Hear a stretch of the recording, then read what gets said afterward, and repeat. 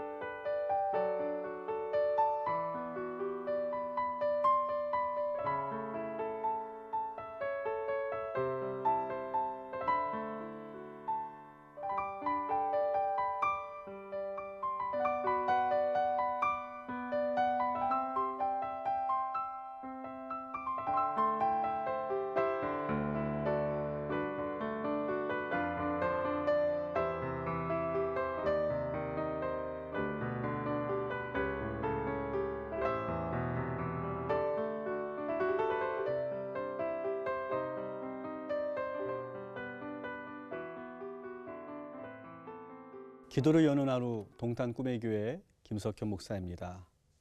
오늘은 5월 8일 어버이날이죠.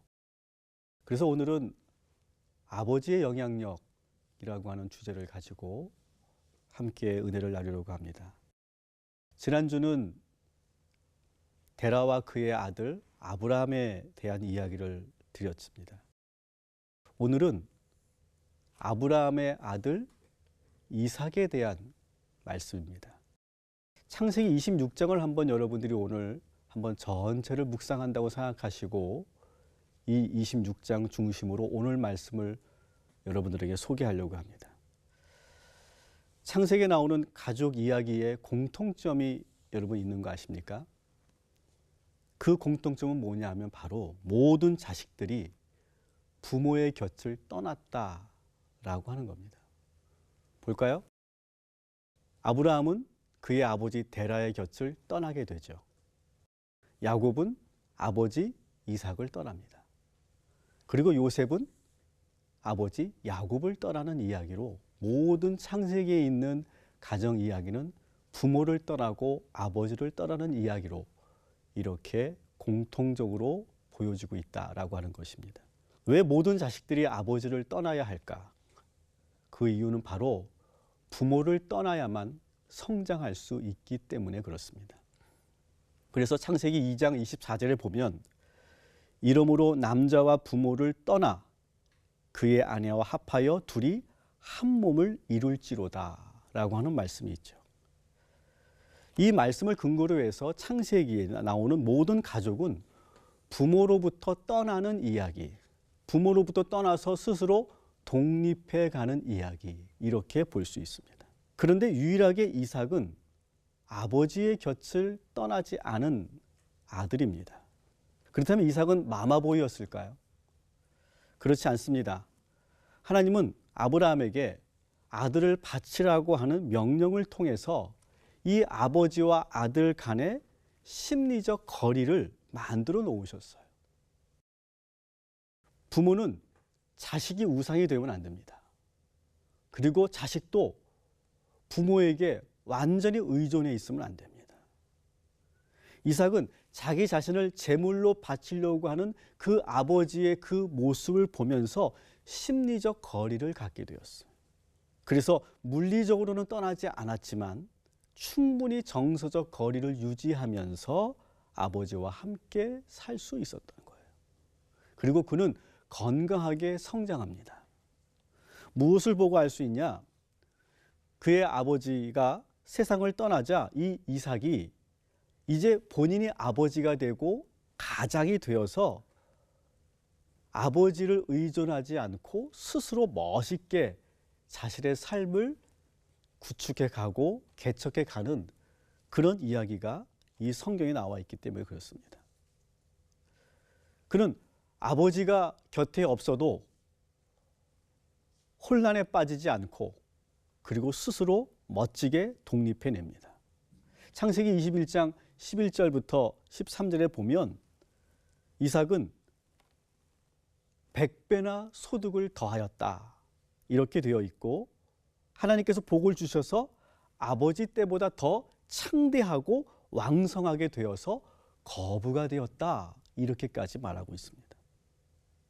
저는 오늘 이 말씀을 우리가 함께 나누면서 저와 여러분의 자녀들이 이삭처럼 아버지와 잘 분리되고 그리고 하나님의 축복을 누리고 우리 아버지들보다 더 월등하고 훌륭한 그런 자녀가 될 수 있도록 기도하는 이 새벽이 되었으면 좋겠습니다. 그러면 그가 어떻게 이렇게 멋있는 인생을 살 수 있었을까요? 그것은 아버지로부터 받은 영향력 때문입니다. 그런 어려운 문제가 닥쳤을 때 아버지처럼 했습니다. 창세기 26장 1절부터 5절까지의 말씀을 보면 거기에 흉년이 있었습니다. 흉년이 들어서 그가 가족을 이끌고 애굽으로 가려고 하는데 그때 하나님께서 나타나셔서 애굽으로 가지 말고 당신이 지시하는 땅으로 가라 이렇게 명령하셨어요. 근데 사실 하나님께서 명령하시는 땅은 항상 좀 뭔가 구체적이거나 명료하지가 않습니다. 아브라함도 하나님의 명령에 따라서 나아갔지만 갈 바를 알지 못하고 떠났다 이렇게 나와 있는 것처럼 사실 이삭에게도 어디로 인도하실 건지 어디로 가라고 하시는지 분명하게 말씀하시지 않고 지시하는 땅으로만 가라고 말씀하시니까 상당히 불안했을 거예요. 그런데 이 이삭은 아버지 아브라함처럼 똑같이 하나님의 명령에 따라서 순종하고 오직 믿음으로 주님이 인도하시는 길로 결정을 합니다. 그리고 이 이삭은 아버지가 살아온 그 발자취를 그대로 따라갑니다. 그 당시는 물이 아주 귀한 지역이었습니다. 그래서 우물을 파는 것이 매우 중요한 일이었습니다. 그런데 그때마다 그는 아버지가 과거에 파놓았던 우물을 그대로 따라갑니다. 아버지의 발자취를 따라가면서 아버지가 해놓은 흔적들을 보면서 거기서 우물을 발견하고 그 우물이 흙으로 메어져 있으면 그것을 다시 파서 우물을 만들고 또 우물을 팔 때마다 옆에 있는 그랄 목자들과 블레셋 사람들이 우물을 빼앗으려고 하면 이삭은 아버지처럼 그들과 싸우지 않고 오히려 그들에게 그 우물을 내어주고 양보합니다. 그리고 새로운 곳으로 갑니다. 그리고 새로운 우물을 팝니다. 그러면 또다시 우물을 빼앗으러 오고 그러면 또 내주는 겁니다. 겉으로 보기에 이삭은 아주 유약하고 약해 보입니다. 그러나 그렇지 않죠. 그는 그러면서 우물을 파는 기술을 점점 습득해 갑니다. 그래서 창세기 26장 19절에 보니까 그 많은 우물을 파는 그 과정을 통해 노하우가 생겨서 셈의 근원을 찾게 되었다 이렇게 소개되고 있습니다. 그 이후로도 우물을 몇 차례 빼앗겼지만 그는 염려하지 않습니다. 왜냐? 셈의 근원을 알고 있기 때문에 그래요. 우물을 파는 기술은 누구보다도 뛰어났기 때문에 우물을 빼앗겨도 전혀 걱정이 없는 거예요. 이삭의 그 내면에는 아버지의 그 믿음과 삶의 지혜가 그대로 남아 있었던 것이죠. 그는 아버지처럼 하나님을 믿었고 아버지처럼 문제를 해결했고 아버지처럼 삶의 기술을 익혀 나갔던 겁니다. 오늘은 어버이날입니다. 어버이날을 맞이해서 오늘 우리는 우리 부모님들로부터 영향받은 그 모습들을 한번 묵상하는 그런 시간이 되었으면 좋겠습니다. 무조건 부정적인 것만 떠올리지 마시고 이삭이 아버지 아브라함에게 있었던 좋은 점을 받아들이고 그대로 배웠던 것처럼 오늘 우리들에게 우리 부모님들이 무엇을 남겨주었는가? 나는 우리 부모님에게 어떤 삶의 지혜를 배웠는가? 어떤 삶의 기술을 배웠는가를 우리가 한번 깊이 돌아보는 시간이었으면 좋겠습니다. 무조건 부모님의 인생을 부정하지 말고 오히려 그 부모님들을 통해 배웠던 좋은 것들이 내 안에 있음을 오히려 인정할 때, 그때 우리는 오히려 부모님의 그 부정적인 영향력으로부터 벗어날 수 있을 겁니다.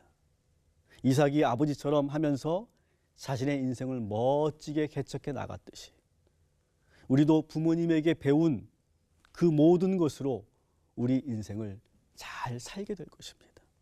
물론 부모님이 주신 부정적인 영향력이 있습니다. 그런데 그것은 우리가 알고 있으면 됩니다. 우리가 그것을 의식하고 있으면 됩니다. 그리고 오늘 이 시간, 이 새벽에 하나님께 기도하시기 바랍니다. 보이지 않는 우리 가족 안에 있는 그 단단한 사슬을 끊을 수 있도록 주의 은총을 구하면 하나님께서는 우리의 가정의 그 사슬을 끊어내시고 우리 부모님들이 우리에게 주셨던 좋은 점들을 내 것으로 만들어서 멋지게 이삭처럼 독립하고 개척하고 새로운 삶을 살게 되는 축복을 허락하여 주실 줄 믿습니다. 오늘 주신 말씀을 우리 마음속에 새기고 함께 기도하도록 하겠습니다.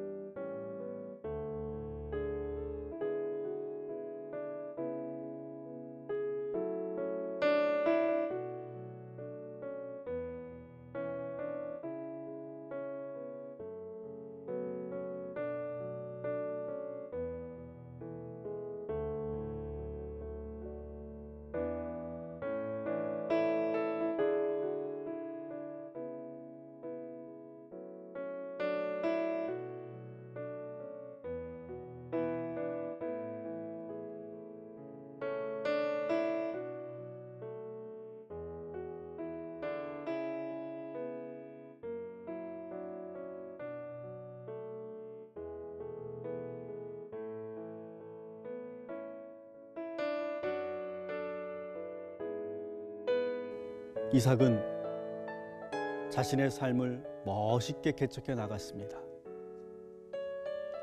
그 모든 힘의 원천은 아버지 아브라함의 믿음이 있었고, 그리고 아버지가 살아왔던 그 지혜와 기술을 배웠기 때문입니다. 이삭이 혼자 잘나서 그렇게 성공한 것이 아니라 그 뒤에 아버지의 영향력이 있었기 때문에 이삭은 멋있는 삶을 살 수가 있었습니다. 하나님, 우리들에게 이렇게 좋은 부모를 주셔서 감사합니다. 우리 부모님들에게 받은 그 영향력을 오늘 이 시간 깊이 돌아보게 하시고 감사하게 하시고 수용하게 하여 주옵소서. 그러나 우리가 좋은 영향만 받은 것이 아님을 압니다. 오늘 이 시간 우리 가정에 이제 두껍게 둘러싸고 있는 모든 우리 가정의 사슬을 끊고 새로운 가정으로 나아갈 수 있도록 우리를 붙잡으시고 인도하시고 힘주셔서 새롭게 하여 주시옵소서. 예수님의 이름으로 기도합니다. 아멘.